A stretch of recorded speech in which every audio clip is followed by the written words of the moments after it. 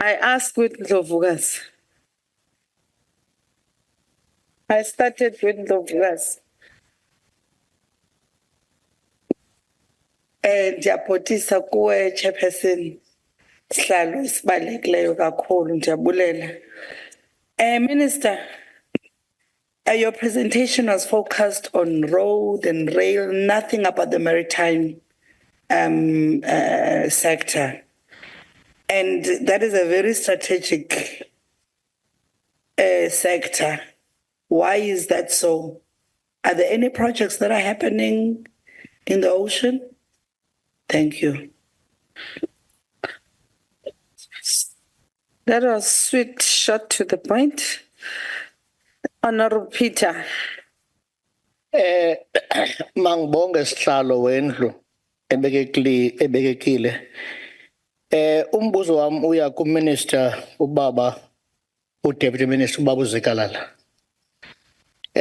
Baba uZekalala, njengoko mention some of the few challenges that faces your own department, I will add some few also as well.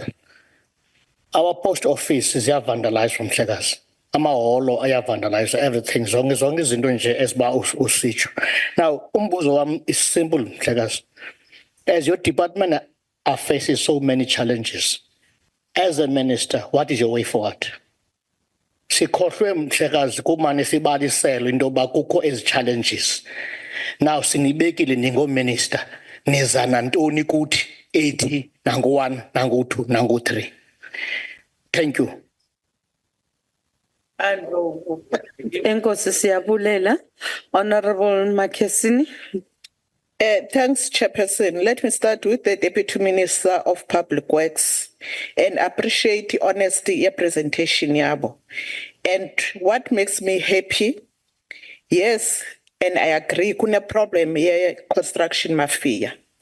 But kukho le engakebizwe ngegama kakhulu pollution ababantu abathengisa material ababloka abantu bakuthi xa bengena construction i-prices ingafani, as they've identified them ukuthi i-price xa kusebenzelwa u-government is not the same with the private sector. Why are we not blacklisting such people? Because ngabo abavalela i-progress yokuba i-project zingaqhubekeki. For example, Chairperson, we went to Northern Cape last year. Abantu base Northern Cape, they are forced to bahambe bayothenga material Western Cape.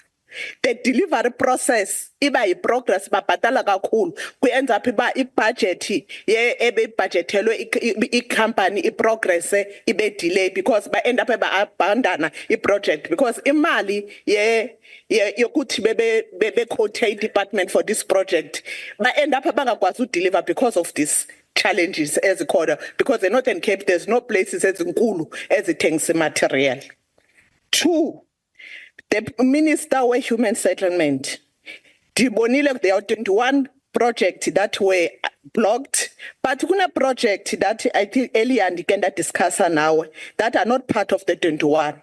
The Dark City project in Mangaung, apho benisenza i-CRU houses. That project has been abandoned for more than, I believe it's not affected by COVID 2019.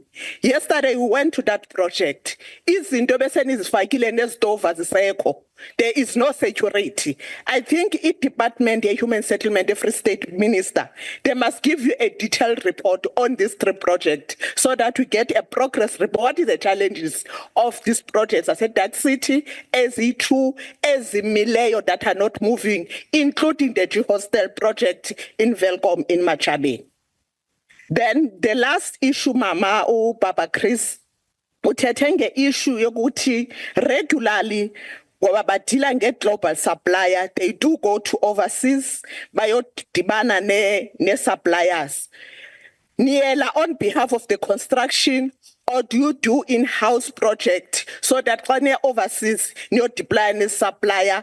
Who do you represent? Do you represent a supplier as the services nani good department roads then regularly overseas irregularity ukuthini, how much are you spending to this overseas trip niyodibana nje niyotshakelana nesupplier?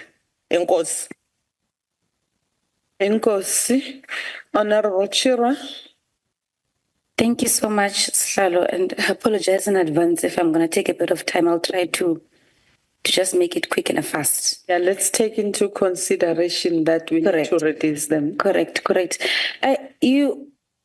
The issues that are being brought forth in the briefing are very important.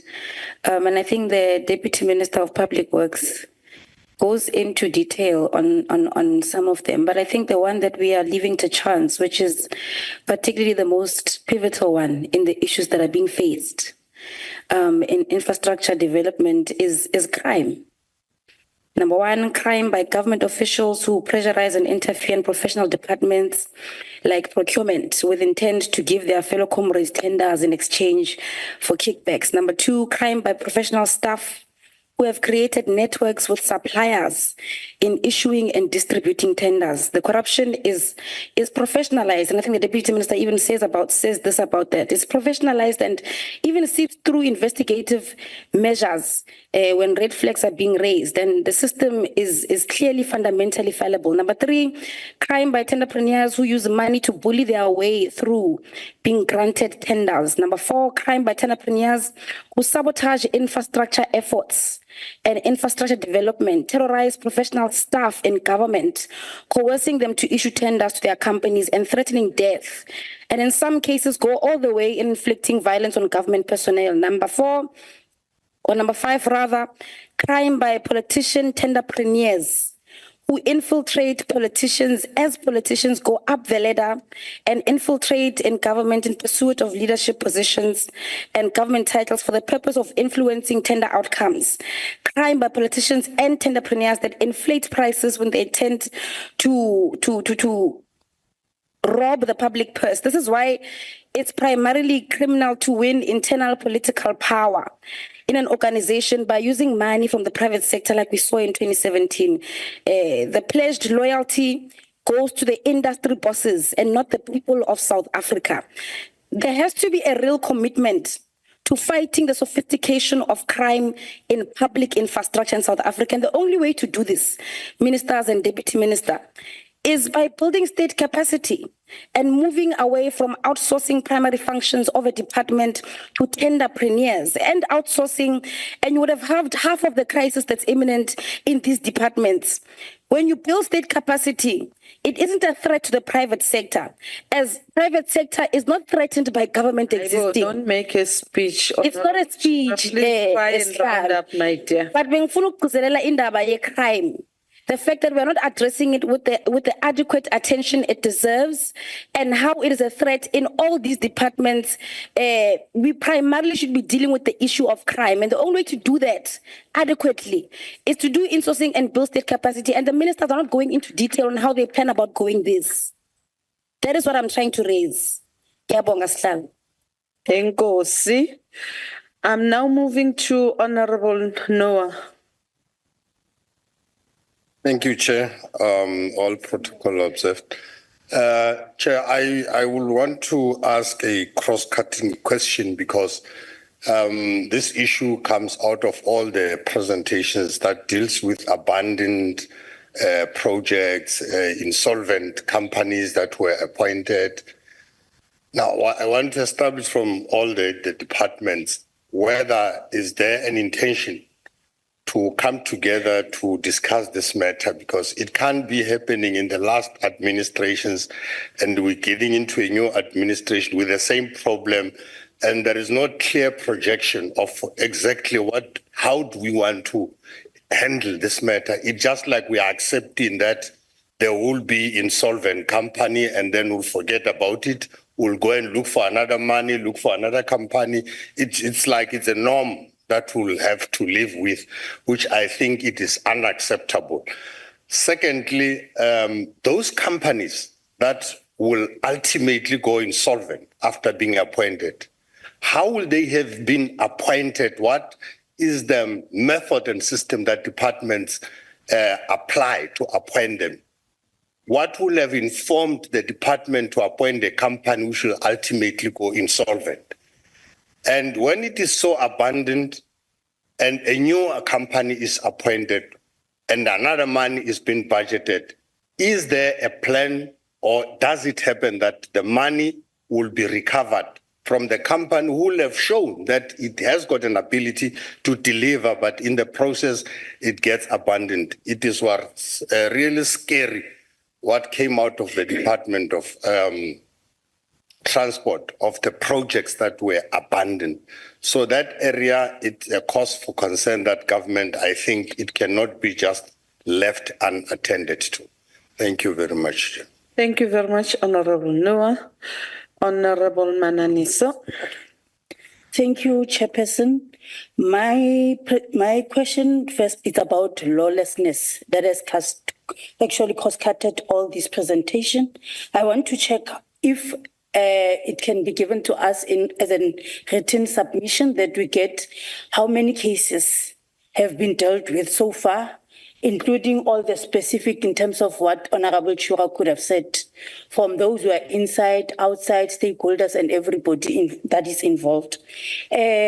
Honorable Chairperson, my question again to the Minister, Barbara, in terms of slide 8. On the presentation, there's indication on the progress by PRASA and Transnet in terms of the rail, but there's a coding that it's read, of which it's not explained in terms of what does it stand for or what does it represent. So I want to check what does that read means. And lastly, the issue of the slide 18 overall of road networks. I think we need specific details per province, metros, district, and localities, so that as we do our work, we are able to do oversight on those specific areas based on our constituencies. Thank you. If you found this video informative, please like, subscribe, and hit the notification bell for more content like this. And as always, let us know your thoughts in the comments below. Until next time, stay informed and stay engaged.